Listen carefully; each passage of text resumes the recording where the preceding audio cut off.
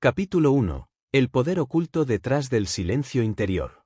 En un mundo cada vez más ruidoso, hiperconectado y repleto de distracciones constantes que parecen reclamar cada fragmento de nuestra atención desde el momento mismo en que abrimos los ojos por la mañana hasta el instante final en que el cansancio nos obliga a cerrarlos al anochecer, el valor del silencio interior ha sido subestimado, ignorado o incluso temido por muchos. Ya que vivimos atrapados en una cultura que asocia el hacer con el valer, el hablar con el saber y el ruido con la vida misma, sin darnos cuenta de que ese silencio del que tanto huimos no representa un vacío que amenaza con devorarnos, sino más bien un espacio sagrado donde la claridad, la presencia y la verdad tienen la posibilidad de emerger sin distorsiones ni máscaras, revelándonos no solo quiénes somos, sino también quiénes podríamos llegar a ser si tan solo tuviéramos el coraje de escucharnos profundamente. El silencio interior, a diferencia de la simple ausencia de sonidos externos, no es un estado pasivo ni un descanso vacío, sino un acto activo de conexión con uno mismo que exige valentía, práctica y compromiso, porque implica detener el constante flujo de pensamientos reactivos. Dejar de buscar respuestas en el ruido exterior y permitir que la conciencia se asiente como un lago sereno que refleja sin distorsión la realidad tal como es, sin filtros de juicio ni narrativas creadas para proteger el ego o justificar la inacción, y es en ese espacio interior silencioso donde comienza la verdadera transformación, no como resultado de una técnica rápida o un consejo motivacional superficial, sino como fruto de una presencia consciente que observa, acepta y luego decide actuar desde un lugar más sabio y alineado con la esencia más profunda del ser. Aprender a cultivar este silencio interior en medio de la vorágine diaria no es tarea sencilla, sobre todo cuando se ha aprendido desde la infancia a llenar cada espacio de vacío con estímulos, conversaciones, explicaciones o quejas, como si el solo hecho de estar en calma fuera sinónimo de inutilidad o de desconexión del mundo real, cuando en realidad, y paradójicamente, el acceso más directo a la lucidez, al enfoque y a la acción efectiva se encuentra precisamente en la capacidad de crear internamente un espacio de quietud desde el cual cada pensamiento, cada emoción y cada impulso puedan ser observados con ecuanimidad, comprendidos con compasión y gestionados con inteligencia, sin caer presos de automatismos que perpetúan el malestar y la frustración. Este silencio interior también nos confronta con una de las verdades más difíciles de aceptar para quienes están acostumbrados a culpar a las circunstancias, a los demás o al pasado por su estado actual, ya que al silenciar el ruido mental y emocional que justifica, minimiza o proyecta la responsabilidad hacia el exterior, se hace inevitable el encuentro con una verdad poderosa y, al mismo tiempo, liberadora, que somos nosotros quienes elegimos, conscientemente o no, dónde ponemos nuestra atención, con qué narrativa alimentamos nuestra mente y cómo decidimos interpretar los eventos que nos suceden, y al asumir esa responsabilidad radical sobre nuestra experiencia interna, comenzamos a recuperar el poder que antes entregábamos sin saberlo al entorno, a las expectativas sociales o al discurso aprendido del victimismo y la queja constante. El silencio interior no significa ignorar los problemas, minimizar las emociones o fingir calma cuando en realidad se siente caos, sino desarrollar una capacidad superior para contener lo que se experimenta sin necesidad de reaccionar inmediatamente, permitiendo que esa pausa entre estímulo y respuesta se convierta en un espacio fértil de reflexión y sabiduría. Y cuando esta habilidad se cultiva de forma consistente, la vida ya no se experimenta como una sucesión de eventos incontrolables que deben ser enfrentados con ansiedad o resistencia, sino como una danza dinámica entre lo que ocurre y cómo decidimos responder desde un lugar de equilibrio, claridad y dirección consciente. Por ello, quienes aprenden a escuchar el silencio interior no se convierten en personas pasivas o desconectadas de la realidad, sino en individuos profundamente presentes, capaces de actuar con precisión, de comunicar con verdad y de enfocarse con una determinación imperturbable, ya que ese silencio no anula la acción, sino que la refina, la alinea y la potencia, convirtiendo cada paso en una decisión consciente y no en una mera reacción al caos externo o al ruido emocional interno, y esa es, en última instancia, la base sobre la cual se construye una vida enfocada, íntegra y verdaderamente libre de la esclavitud de la queja y la distracción perpetua. Asimismo, el silencio interior actúa como un espejo honesto que refleja nuestras contradicciones, nuestras heridas no sanadas y los patrones mentales que hemos heredado o adquirido a lo largo de los años, no para juzgarlos o reprimirlos, sino para traerlos a la luz de la conciencia, donde pueden ser observados sin miedo, comprendidos sin culpa y transformados desde la raíz. Porque lo que no se ve no se puede cambiar, y el ruido constante, tanto externo como interno, actúa como una barrera que nos mantiene desconectados de nuestra propia historia emocional, de nuestras verdaderas necesidades y del llamado más profundo de nuestra alma, que no grita, sino que susurra suavemente desde el centro del silencio. Es en ese espacio silencioso donde también podemos reconectar con nuestro propósito esencial, ese sentido de dirección interna que no depende de modas, logros externos o expectativas ajenas, sino que brota como una fuente clara desde lo más profundo del ser cuando se le permite expresarse sin interferencias, y al actuar desde ese propósito. Cada decisión adquiere coherencia, cada acción tiene sentido y cada día, por más simple que parezca, se transforma en una oportunidad para alinearse con lo que realmente importa, dejando atrás la superficialidad, la distracción y la queja como formas inútiles de evasión o de protesta sin dirección. En definitiva, el silencio interior es la puerta de entrada hacia una vida vivida desde la presencia, la intención y el enfoque real, y no se accede a él a través del esfuerzo desesperado o del control forzado de los pensamientos, sino mediante una disposición suave pero firme a mirar hacia adentro, a sostener lo que se encuentra con honestidad y sin prisa. Y a permitir que desde esa quietud surjan las respuestas, los impulsos verdaderos y la claridad que no se encuentran en el ruido del mundo, sino en el susurro inquebrantable del alma cuando se le da espacio para ser escuchada. Capítulo 2. El arte de observar sin juzgar ni reaccionar. En el recorrido hacia una vida más consciente, serena y enfocada, uno de los aprendizajes más poderosos, al mismo tiempo, más desafiantes que cualquier ser humano puede cultivar es la capacidad de observar todo cuanto ocurre, tanto en el mundo exterior como en el espacio íntimo de su mente y corazón. Sin la necesidad de emitir un juicio inmediato ni de reaccionar de manera impulsiva, porque esta habilidad, que podría parecer en apariencia simple o incluso pasiva, encierra en su práctica diaria una transformación profunda del modo en que nos relacionamos con nosotros mismos, con los demás y con las circunstancias que nos presenta la vida, permitiéndonos recuperar el poder que constantemente entregamos cuando vivimos atrapados en patrones automáticos de crítica, comparación o defensa emocional. Observar sin juzgar implica mirar la realidad con ojos abiertos y mente serena, sin filtrar lo que se percibe a través de las expectativas, de las creencias limitantes o de los recuerdos dolorosos que tiñen el presente con colores del pasado, y al mismo tiempo, significa resistirse a la tentación de encasillar, etiquetar o clasificar cada experiencia como buena o mala, correcta o incorrecta, deseable o indeseable, y comenzar, poco a poco, a ver las cosas tal como son, sin adornos ni distorsiones, permitiendo que emerjan en su propia forma, con su propia energía, y reconociendo que lo que aparece en nuestra conciencia es parte del flujo natural de la vida, no un error que deba corregirse ni una amenaza que deba ser rechazada. Este tipo de observación no requiere un esfuerzo mental excesivo, ni una vigilancia rígida de los pensamientos, sino más bien una disposición interna a soltar el control y a adoptar una presencia curiosa, amable y receptiva ante todo lo que se manifiesta, ya sea una emoción incómoda, una situación inesperada o una actitud ajena que normalmente desencadenaría en nosotros una respuesta defensiva o una queja, y esa pausa en la reacción es lo que abre la puerta a una nueva forma de experimentarla. Vida, donde no estamos a merced de lo que ocurre, sino que elegimos conscientemente cómo relacionarnos con ello desde un lugar de equilibrio y sabiduría. Cuando comenzamos a observar sin juzgar, descubrimos que muchas de las emociones que creemos que nos dominan en realidad solo necesitan ser reconocidas para empezar a disolverse, que muchos de los conflictos que alimentamos con pensamientos repetitivos podrían cesar si simplemente dejáramos de resistirlos. Y que gran parte del sufrimiento mental que experimentamos no proviene de lo que sucede en sí, sino de las historias que construimos alrededor de ello, de las interpretaciones automáticas que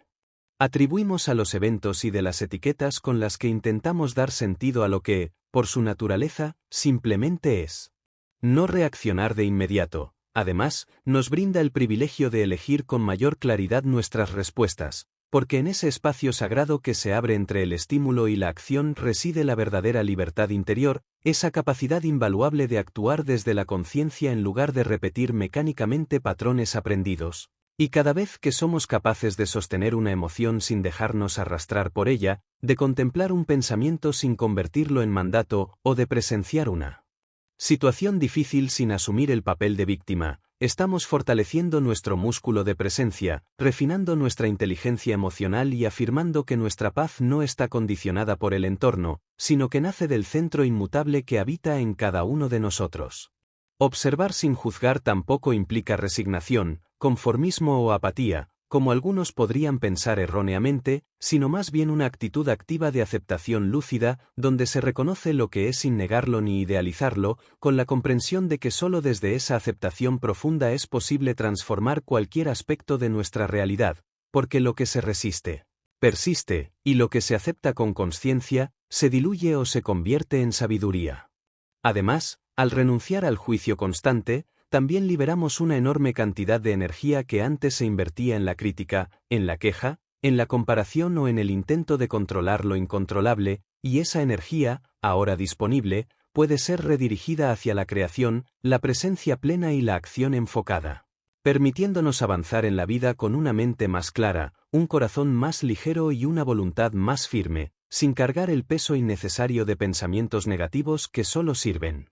para alimentar la confusión, la duda o el resentimiento.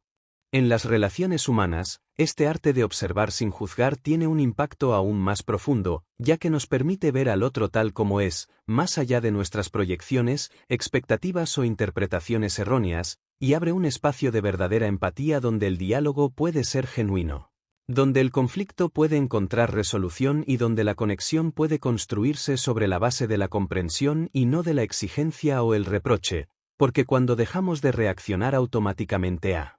las palabras o actitudes de los demás y elegimos en su lugar escucharlos con atención y observarnos a nosotros mismos con honestidad, la relación se transforma, no desde la imposición ni desde el sacrificio, sino desde la elección libre de vivir desde un lugar más consciente. Así, cultivar el arte de observar sin juzgar ni reaccionar no es una práctica que se logra de la noche a la mañana ni un estado perfecto que se alcanza para siempre, sino un camino que se recorre con paciencia, con humildad y con amor propio, sabiendo que cada momento de presencia, cada vez que elegimos pausar antes de hablar, cada vez que nos atrevemos a sentir sin huir, y cada vez que soltamos el juicio para abrazar lo que es, estamos entrenando nuestra mente, sanando nuestro corazón y fortaleciendo nuestra capacidad de vivir desde la calma, el enfoque y la libertad interior, dejando atrás para siempre el hábito estéril de la queja y cultivando una vida llena de propósito, de claridad y de verdad. Capítulo 3. ¿Cómo romper el hábito de la queja crónica? La queja, esa compañera invisible que se desliza con sutileza por nuestros pensamientos, nuestras palabras y nuestras emociones, suele parecer inofensiva al principio, casi como una forma natural de expresar frustración o compartir experiencias con otros, pero cuando se convierte en un patrón repetido, en una manera habitual de interpretar la vida y de relacionarse con el mundo, se transforma en una trampa mental que consume energía, sabotea el crecimiento personal, distorsiona la percepción de la realidad y genera un estado de insatisfacción crónica que impide el enfoque, la gratitud y la acción consciente. Por lo tanto, romper con el hábito de la queja no es simplemente un acto de autocontrol verbal, sino un proceso profundo de transformación interior que requiere conciencia, intención y una voluntad firme de tomar responsabilidad radical sobre la manera en que elegimos ver y vivir la vida. El primer paso para desmantelar el hábito de quejarse constantemente es reconocer con honestidad brutal cuán frecuente y sutilmente se manifiesta este patrón en nuestro día a día. Porque la mayoría de las personas que se quejan no se consideran personas negativas o quejumbrosas, ya que han normalizado tanto esta actitud que ni siquiera la detectan como un problema, sino como una simple forma de desahogo o una expresión legítima de su opinión, sin darse cuenta de que la queja repetitiva es, en realidad, una afirmación constante de impotencia, una declaración velada de que el mundo debería ser diferente y de que nosotros no tenemos ningún poder para transformarlo, lo cual perpetúa un estado mental pasivo, víctima de las circunstancias, y una energía de resistencia que bloquea cualquier posibilidad real de evolución o mejora personal.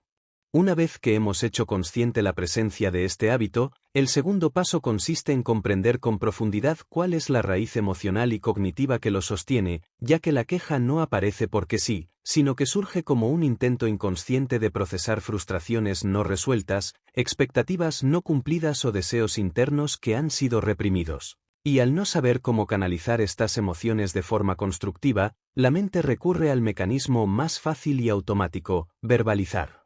La insatisfacción sin asumir ninguna responsabilidad sobre la situación, esperando, quizás, validación externa o un cambio que venga desde fuera, sin entender que lo único que verdaderamente podemos cambiar es nuestra percepción, nuestra actitud y nuestra forma de responder a lo que ocurre.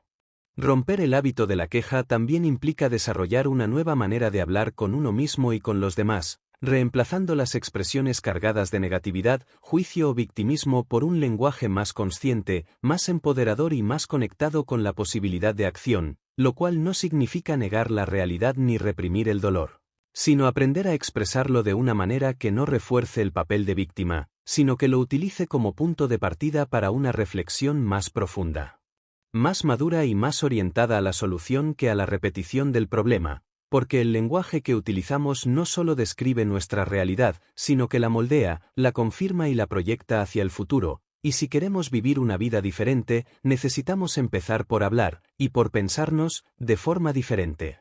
Un recurso práctico y poderoso para comenzar a desactivar la tendencia automática a quejarse es cultivar la gratitud activa, no como un ejercicio superficial de repetir frases positivas sin convicción, sino como una práctica consciente y diaria de enfocar la atención en lo que funciona, en lo que sí está presente, en lo que sí hemos logrado, por pequeño que parezca. Porque la gratitud no niega la existencia de dificultades, pero sí nos entrena para ver más allá del obstáculo, para reconocer el aprendizaje escondido en cada situación y para recordar que siempre hay algo, por mínimo que sea, por lo cual agradecer, y cuando entrenamos la mente para ver con los ojos de la gratitud, la necesidad de quejarse pierde fuerza, pierde sentido, y comienza a disolverse de manera natural. Otro aspecto fundamental en este proceso de romper con la queja es aprender a hacernos preguntas poderosas que nos saquen del bucle de la repetición mental y nos inviten a pensar en posibilidades en lugar de limitaciones, porque cada vez que nos sorprendamos quejándonos, podríamos pausar por un instante y preguntarnos: ¿qué parte de esto está bajo mi control? ¿Qué podría hacer diferente hoy para cambiar esta situación o cambiar mi manera de verla? ¿Qué estoy evitando asumir al quejarme?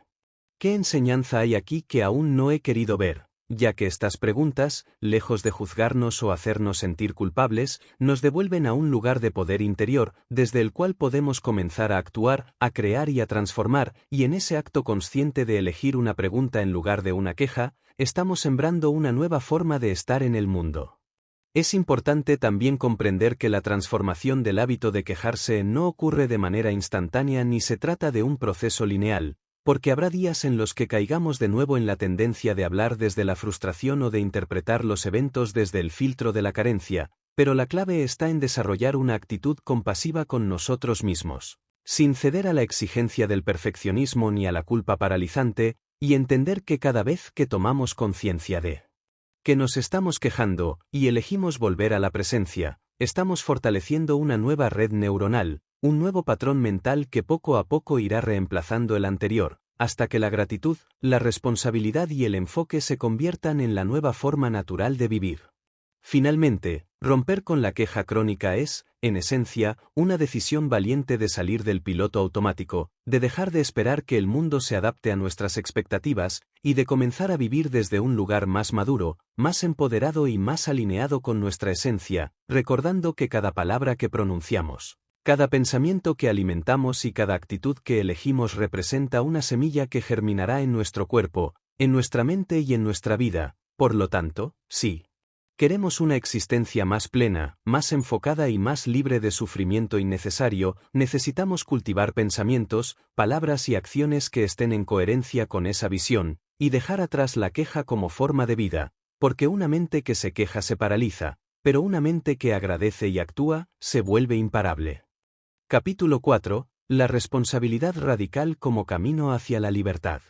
Cuando hablamos de responsabilidad, muchas veces lo hacemos desde una perspectiva limitada, como si se tratara simplemente del cumplimiento de obligaciones externas, de asumir culpas o de responder por errores cometidos, pero en realidad, la verdadera responsabilidad, esa que transforma, que libera y que nos reconecta con nuestro poder interno. Es una responsabilidad radical, una actitud existencial que no se limita a reaccionar ante las circunstancias, sino que implica asumir, con una lucidez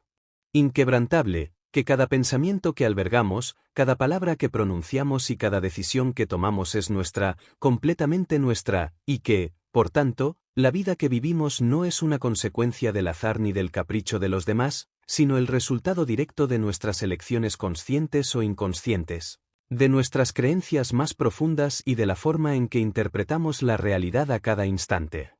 La responsabilidad radical no es una carga, ni un castigo, ni una autoexigencia desmedida, sino un acto de amor propio y de madurez espiritual, porque solo cuando dejamos de señalar al mundo como el culpable de nuestros males y elegimos mirarnos con honestidad, sin justificaciones ni autoengaños, descubrimos que el poder de cambiar está en nuestras manos. Y esa comprensión, aunque puede ser incómoda al principio, porque derriba las excusas y desmantela las historias de victimismo que tantas veces nos han protegido, también es profundamente liberadora, ya que nos recuerda que no estamos condenados a repetir el pasado ni atrapados en un destino fijo, sino que podemos crear una vida nueva si nos comprometemos con un nivel de conciencia superior.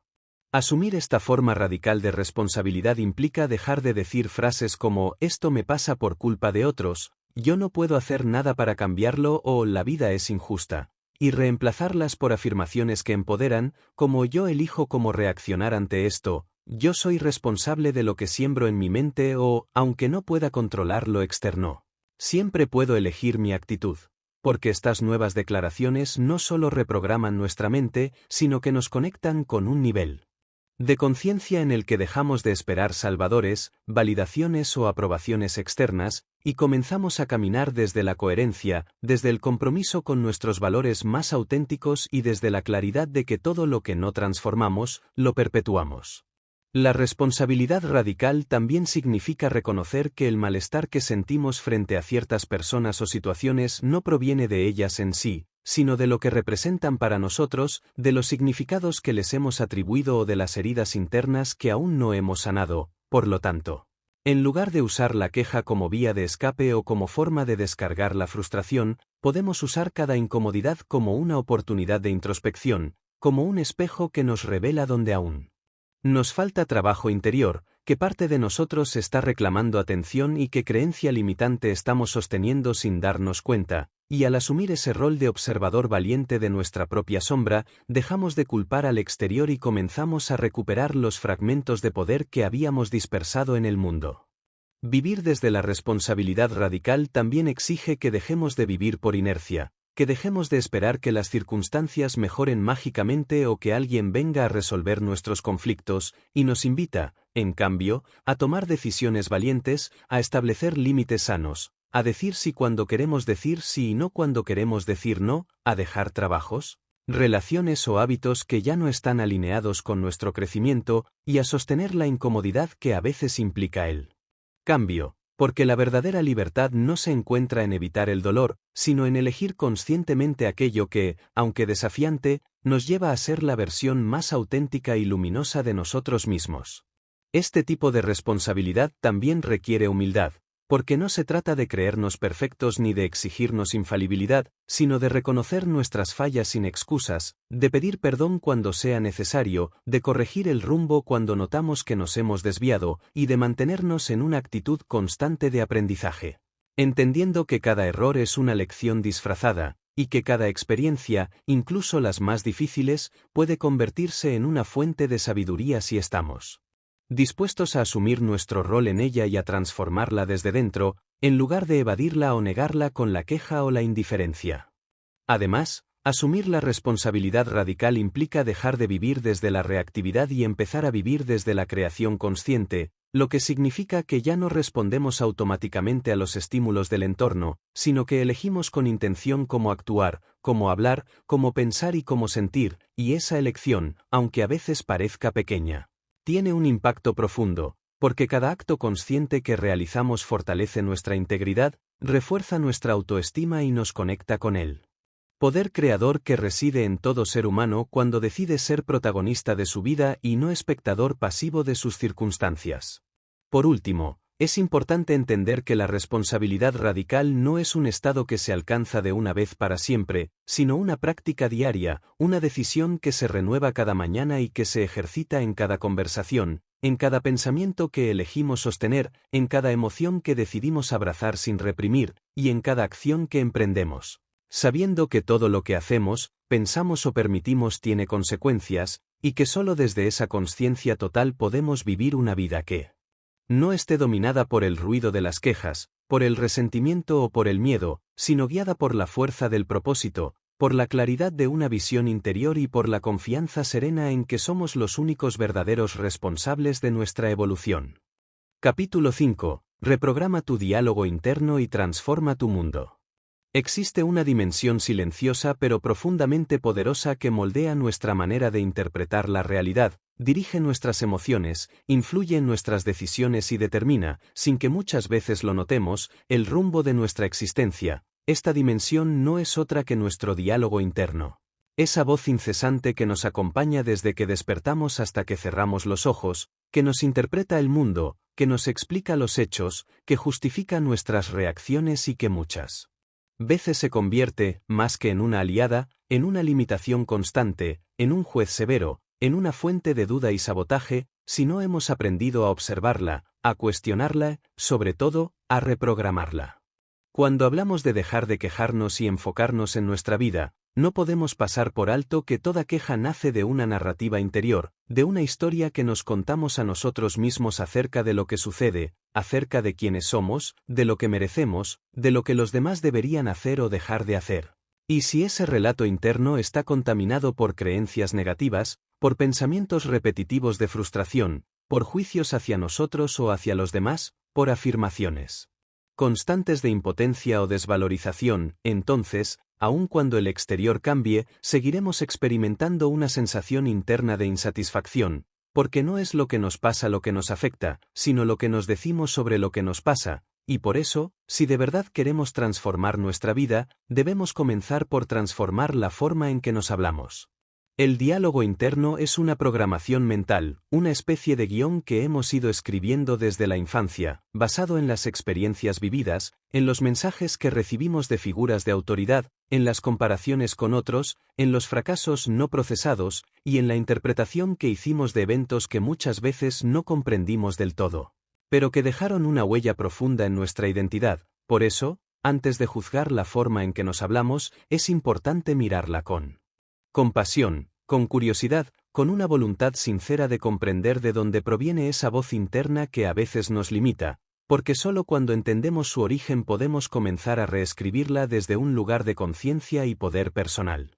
Reprogramar el diálogo interno implica primero observarlo sin identificarnos con él, entender que no somos esa voz que juzga, que compara, que teme o que repite frases como no puedo, esto siempre me pasa a mí o nunca lo voy a lograr, sino que somos la conciencia que escucha esa voz, que puede cuestionarla, desafiarla y reemplazarla por una más verdadera, más coherente con lo que deseamos ser y experimentar, y para lograrlo, es fundamental desarrollar una práctica constante de atención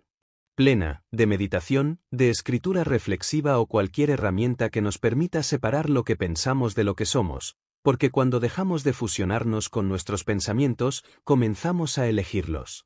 Este proceso de reprogramación también requiere identificar las creencias limitantes que se ocultan detrás del diálogo interno negativo, esas afirmaciones profundas que operan en silencio, como no soy suficiente, no merezco ser feliz, si fallo, no valgo, y sustituirlas, poco a poco, con afirmaciones conscientes, coherentes y empoderadoras, que no niegan la realidad, pero que si la resignifican desde un lugar más luminoso, más responsable, más alineado con lo que realmente queremos crear. Porque no se trata de repetir frases vacías, sino de hablar con nosotros mismos desde la verdad, desde la compasión, desde el compromiso con nuestra mejor versión, incluso en medio de la dificultad.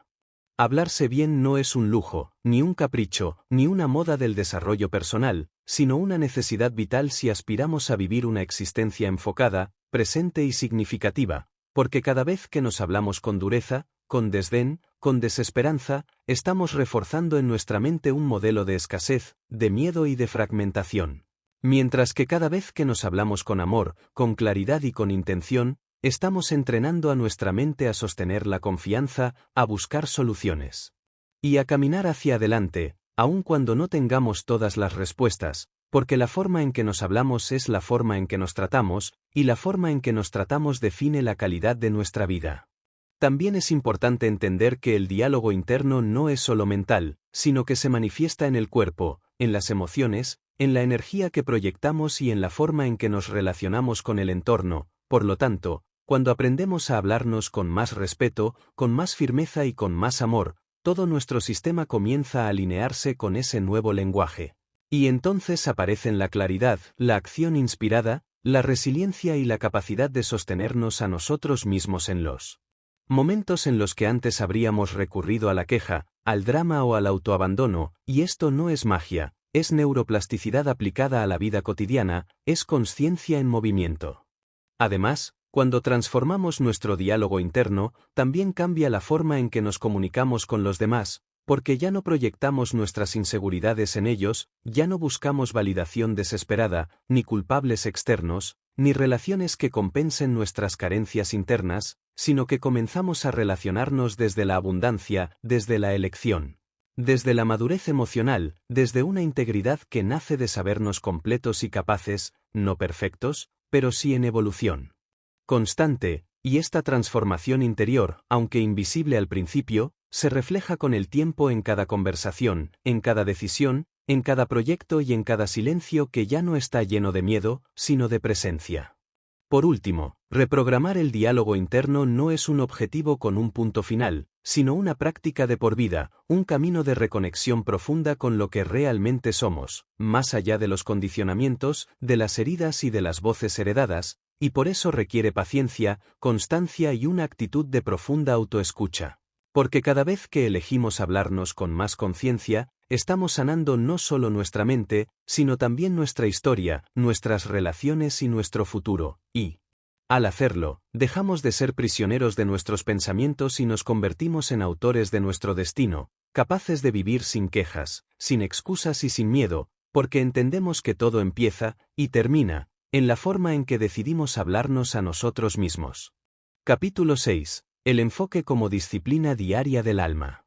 En un mundo saturado de estímulos, en el que las distracciones no solo abundan sino que compiten insistentemente por nuestra atención, cultivar el enfoque se convierte en mucho más que una habilidad útil para la productividad o la eficiencia, se transforma en una práctica espiritual, en una declaración de intención profunda que revela que valoramos hacia donde dirigimos nuestra energía vital, sobre todo, quienes decidimos ser en medio del ruido constante que amenaza con fragmentar nuestra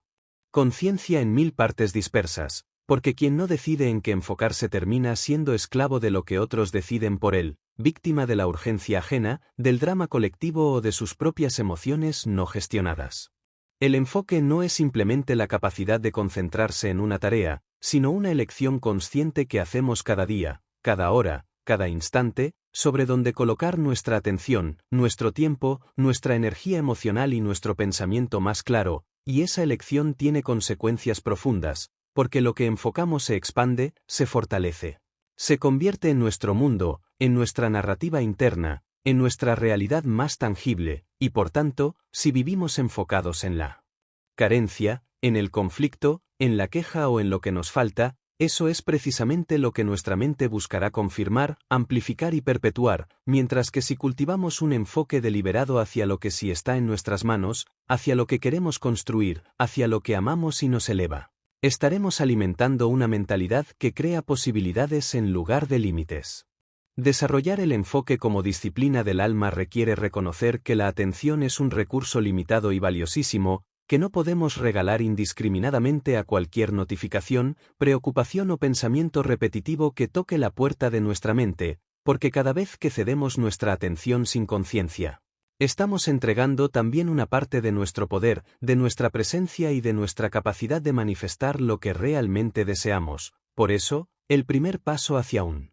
enfoque verdadero es aprender a decir no, no solo a los demás, sino también a nosotros mismos, a esos impulsos internos que nos empujan a distraernos, a procrastinar, a evadir lo importante con lo urgente, a elegir lo inmediato por encima de lo significativo. El enfoque también implica claridad, porque no podemos concentrarnos verdaderamente si no sabemos hacia dónde vamos ni por qué estamos haciendo lo que hacemos, y esa claridad no siempre aparece espontáneamente, sino que se cultiva en el silencio, en la introspección, en el ejercicio honesto de preguntarnos qué es lo que realmente queremos, qué tipo de vida anhelamos, qué valores nos sostienen y qué prioridades debemos honrar para no terminar diluidos en un sinfín de actividades vacías que nos agotan sin llevarnos a ningún lugar que valga la pena. Por eso, el enfoque no es solo mental, sino también emocional, espiritual, incluso físico, porque involucra todo nuestro ser en una alineación coherente entre lo que pensamos, sentimos y hacemos. Enfocarse es también recordar a diario por qué hacemos lo que hacemos, cuál es el sentido más profundo de nuestras acciones, cuáles son los sueños que hemos olvidado y que merecen ser recuperados, cuáles son las personas y las causas que realmente merecen nuestro tiempo, y cuando recordamos, no desde la mente superficial sino desde el alma. Dejamos de dispersarnos en trivialidades, dejamos de invertir energía en quejas estériles o conflictos ajenos, y empezamos a caminar con más firmeza, con más propósito, con la serenidad de quien sabe que no puede controlarlo todo, pero sí puede elegir cada día a que le entrega su atención y a que le retira su poder. El enfoque auténtico también requiere presencia, y eso significa que no basta con saber a dónde queremos ir, sino que debemos estar completamente aquí, en este instante, con todos nuestros sentidos, sin perdernos en el pasado que ya no existe ni en el futuro que aún no ha llegado, porque solo en el presente podemos actuar, decidir, amar, cambiar. Y cuando estamos presentes, cuando dejamos de vivir en piloto automático, descubrimos que incluso las acciones más simples pueden tener una profundidad insospechada si las realizamos con intención, porque no se trata solo de hacer más cosas, sino de hacer menos cosas pero con más conciencia, con más profundidad, con más conexión con nuestro propósito real. Además, desarrollar el enfoque como disciplina diaria del alma exige paciencia y constancia, porque nuestra mente, acostumbrada al movimiento incesante, al estímulo instantáneo y a la recompensa inmediata, se resiste al silencio, a la pausa, al compromiso sostenido, y por eso es tan importante entrenarla como entrenaríamos un músculo. No con rigidez ni autoexigencia, sino con firmeza amorosa, regresando una y otra vez al presente, al propósito, a la prioridad elegida, aun cuando nos desviemos. Porque lo importante no es no distraerse nunca, sino regresar siempre, volver al centro cada vez que nos perdemos, sostener el rumbo aunque el viento cambie, mantener la mirada firme en lo esencial, incluso cuando todo a nuestro alrededor nos invite a lo contrario. El enfoque también tiene una dimensión ética, porque lo que elegimos enfocar no solo transforma nuestra vida, sino también la de quienes nos rodean, porque una persona enfocada inspira, contagia claridad, genera confianza, construye con intención, eleva las conversaciones y se convierte en un faro en medio de la dispersión generalizada. No porque lo sepa todo ni porque nunca dude, sino porque ha decidido vivir con coherencia, y esa decisión, cuando se sostiene a lo largo del tiempo, tiene un poder transformador inmenso, silencioso pero imparable.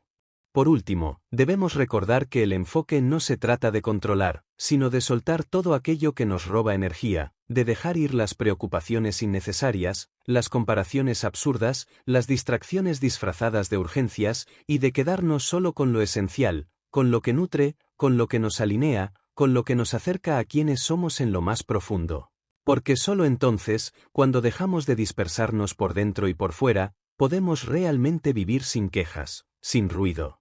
sin fuga de energía, y empezar a crear una vida centrada, potente y verdaderamente nuestra. Capítulo 7. Deja de esperar y empieza a moverte. Una de las trampas más sutiles pero más peligrosas en las que el ser humano puede caer es la de posponer indefinidamente su propia transformación, creyendo, muchas veces sin darse cuenta, que en algún momento ideal del futuro se darán las condiciones perfectas, la motivación suficiente, el entorno adecuado o la claridad absoluta para finalmente actuar, para empezar a construir, para tomar decisiones importantes, para iniciar ese proyecto, para romper con ese ciclo, para dar ese paso que ha sido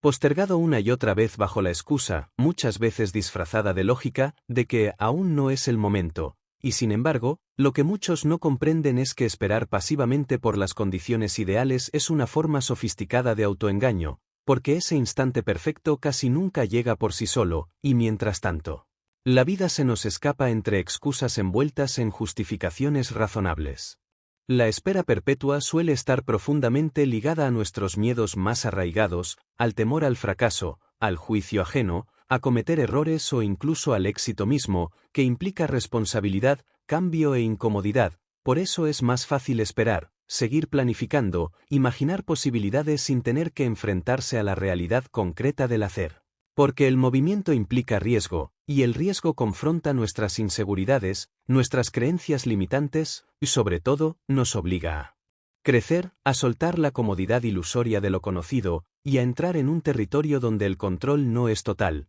pero donde, paradójicamente, reside todo nuestro poder. Dejar de quejarse no es solo un acto de silencio exterior, sino una decisión profunda de dejar de alimentar internamente esa narrativa que nos dice que somos víctimas de las circunstancias, de la falta de tiempo, de las personas, de la economía, del pasado o de cualquier otro factor externo que justifique nuestra inacción, y es en ese instante, cuando nos responsabilizamos sin reservas de nuestra parte en la ecuación, que el movimiento empieza a tener sentido, no como una reacción impulsiva ni como una huida, sino como una manifestación consciente de poder interno, de dirección, de voluntad alineada con propósito. Esperar a sentirnos motivados es otro espejismo que mantiene a muchos paralizados, porque la motivación no es causa sino consecuencia, no es el motor sino el resultado de haber empezado, de habernos comprometido con una acción sostenida que, aunque incómoda al inicio, genera en el cuerpo y en la mente una energía que alimenta la continuidad. Por eso, la clave no está en esperar a tener ganas, sino en empezar con lo que tengamos, desde donde estemos, sin que todo esté claro, sin que todo sea perfecto, con la humildad de quien comprende que el camino se revela al andar y que la claridad verdadera nace del compromiso con la acción, no de la contemplación estática. Empezar a moverse no significa hacerlo todo de golpe ni alcanzar resultados inmediatos, sino dar pasos pequeños pero constantes, pasos que tienen detrás la fuerza de una decisión firme y no la fragilidad de una emoción pasajera, porque quienes avanzan no son los que lo tienen todo resuelto, sino los que, aun con dudas, cansancio o miedo, eligen no detenerse. Eligen sostener su rumbo, eligen mantenerse en marcha, entendiendo que la transformación no ocurre en un instante de inspiración, sino en la acumulación silenciosa de actos coherentes que, con el tiempo, se convierten en cimientos sólidos sobre los cuales se edifica una vida auténtica. También es fundamental comprender que moverse no siempre implica grandes acciones visibles desde afuera. A veces, el movimiento más transformador ocurre en lo sutil, en lo invisible, en esos cambios internos que nadie ve pero que lo cambian todo, una decisión tomada en silencio, una conversación postergada que finalmente se inicia. Un hábito negativo que se deja de alimentar, un límite sano que se establece por primera vez, un compromiso asumido con uno mismo que no necesita ser aplaudido para ser verdadero, porque cada uno de esos movimientos, aunque pequeños, rompe con la inercia de la espera y nos coloca en un lugar nuevo desde el cual todo puede empezar a cambiar. Dejar de esperar también implica aceptar que nunca vamos a tener todas las garantías, que avanzar significa confiar, no en que todo saldrá como esperamos, sino en que seremos capaces de adaptarnos, de aprender, de sostenernos a nosotros mismos incluso si las cosas no salen como queríamos, porque moverse es un acto de fe, no una fe ciega en que todo será fácil, sino una fe profunda en nuestra capacidad de responder a la vida con más recursos de los que creemos tener, con más fuerza de la que imaginamos y con una sabiduría que solo se activa cuando dejamos la parálisis cómoda de la espera y entramos en la dinámica viva del hacer.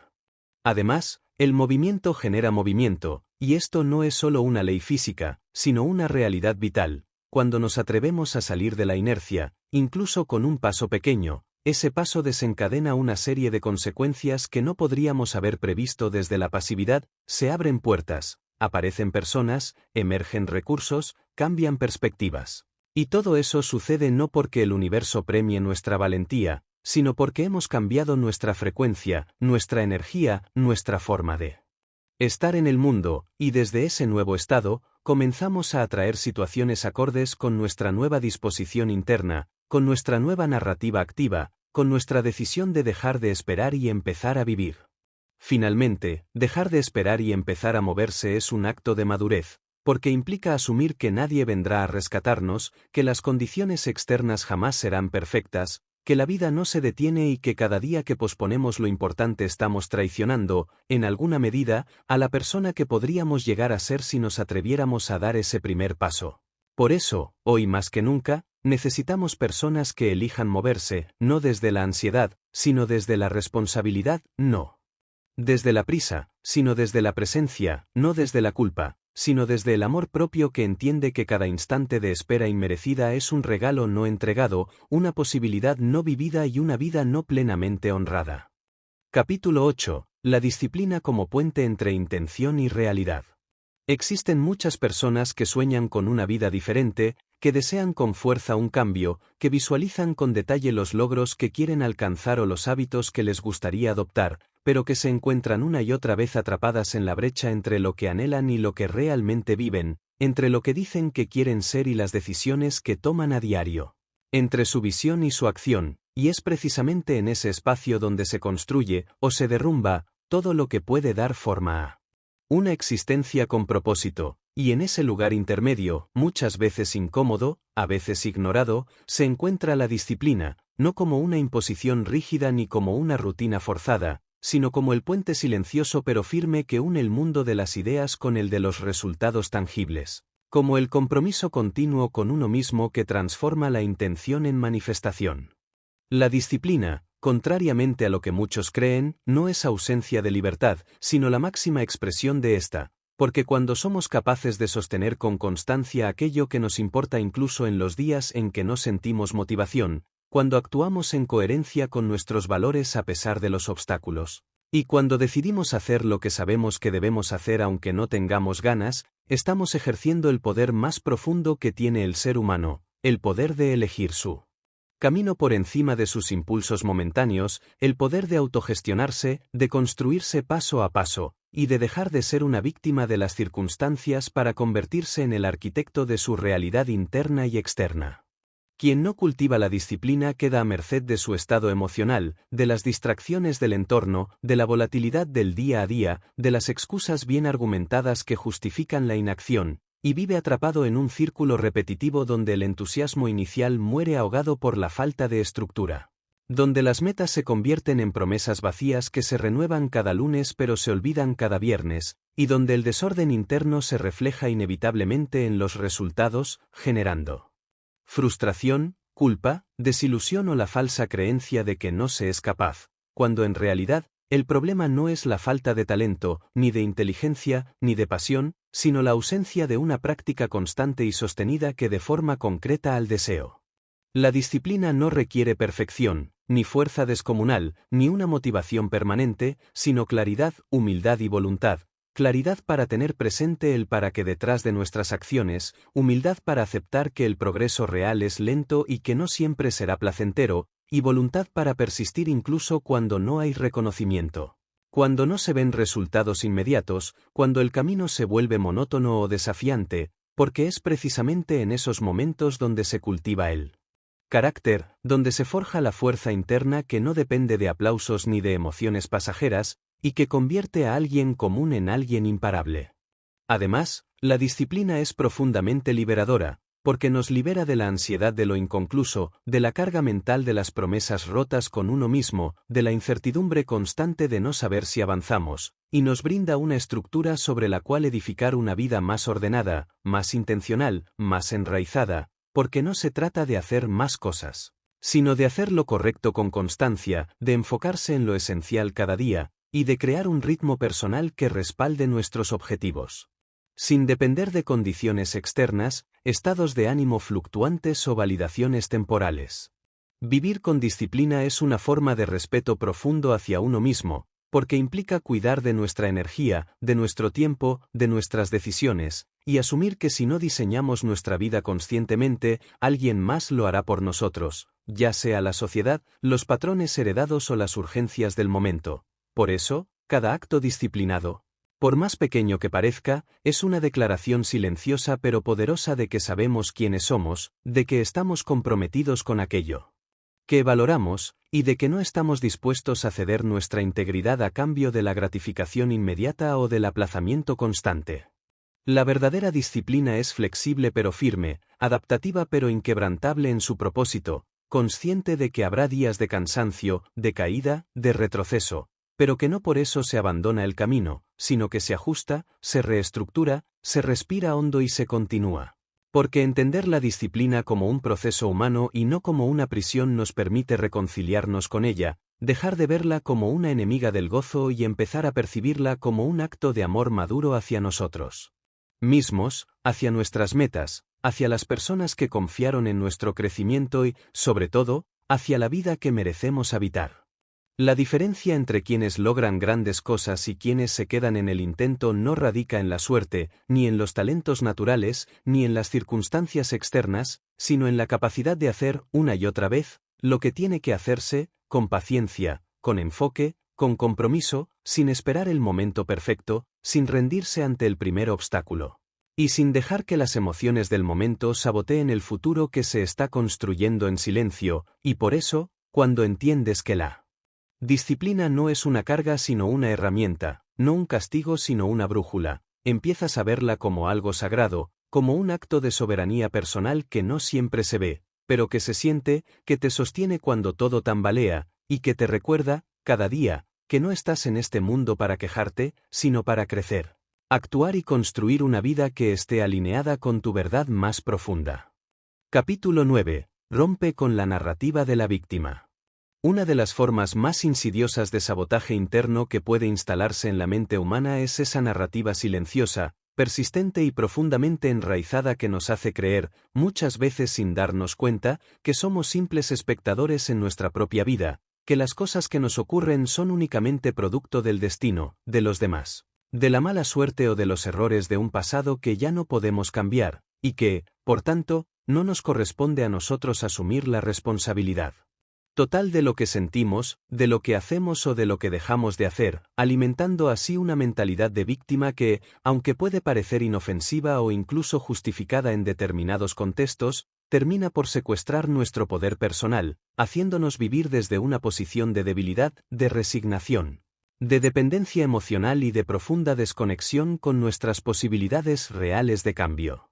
Romper con la narrativa de la víctima no es negar que hemos vivido injusticias, que hemos atravesado dolores, que otros nos han hecho daño o que, en ciertos momentos, fuimos vulnerables frente a circunstancias que no estaban bajo nuestro control. Al contrario, es reconocer todo eso desde un lugar de profunda honestidad, de compasión hacia nuestra historia, pero también de madurez emocional suficiente como para entender que quedarnos atrapados eternamente en ese relato de sufrimiento no solo no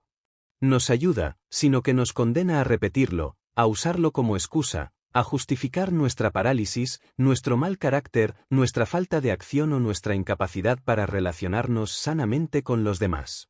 Adoptar el rol de víctima de manera crónica es cómodo porque nos libera, al menos superficialmente, de la responsabilidad de cambiar, porque si todo lo malo que me pasa es culpa de otros, entonces yo no tengo que hacer nada, no tengo que cuestionarme, no tengo que revisar mis creencias, mis hábitos, mis decisiones, ni enfrentar la incomodidad de salir de lo conocido para transformarme. Sin embargo, lo que se esconde tras esa aparente comodidad es una prisión invisible donde todo lo que somos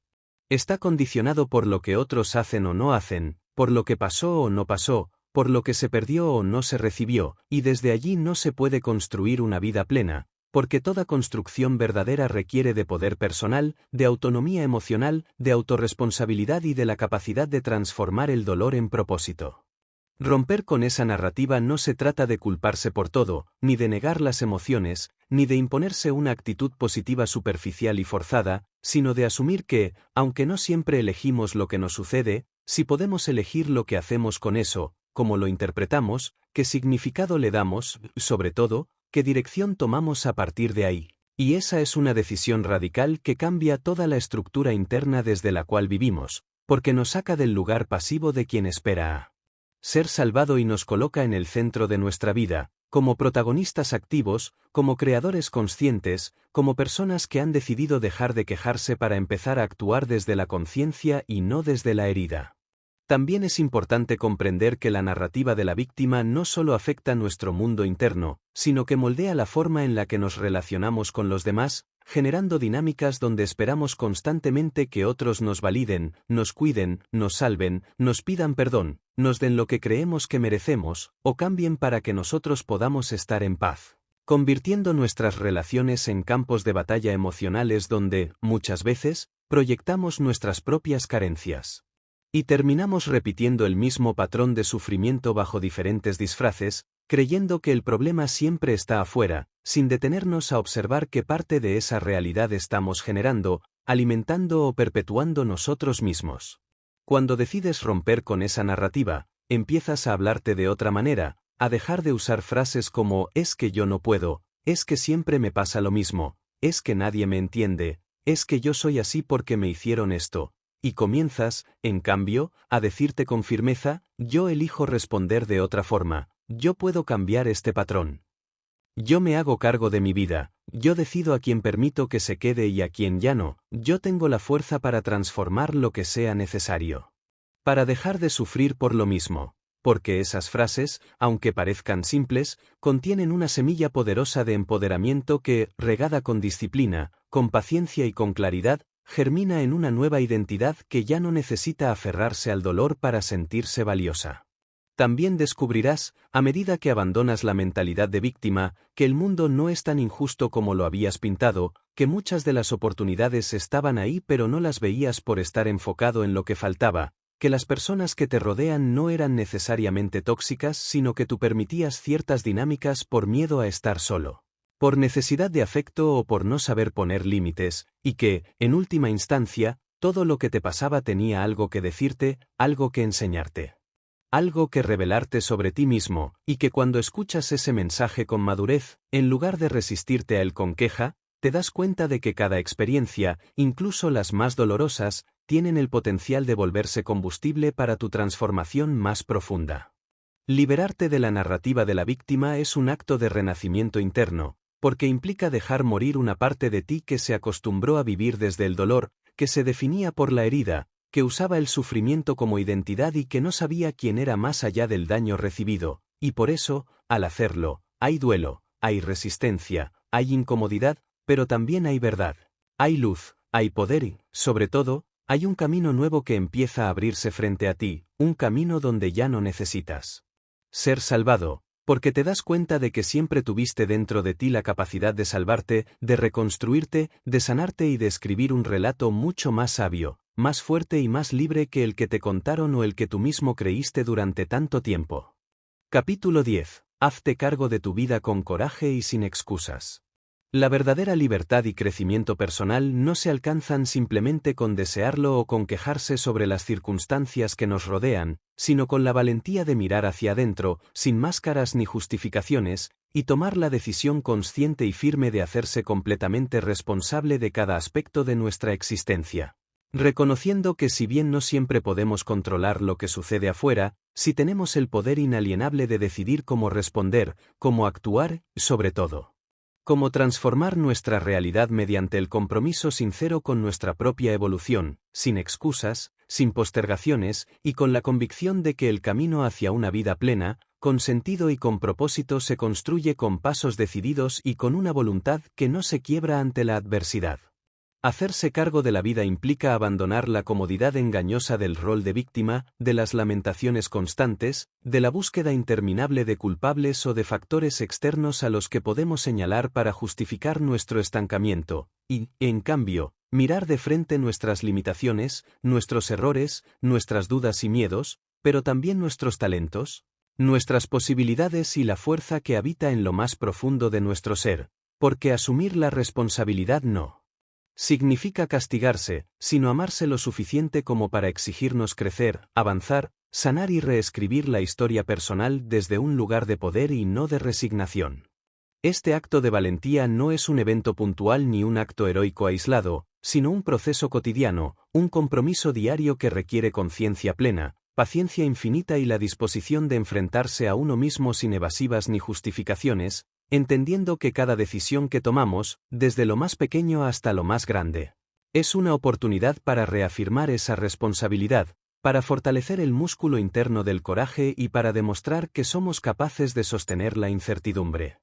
La dificultad y el cambio sin perder el rumbo ni la conexión con nuestro propósito más profundo.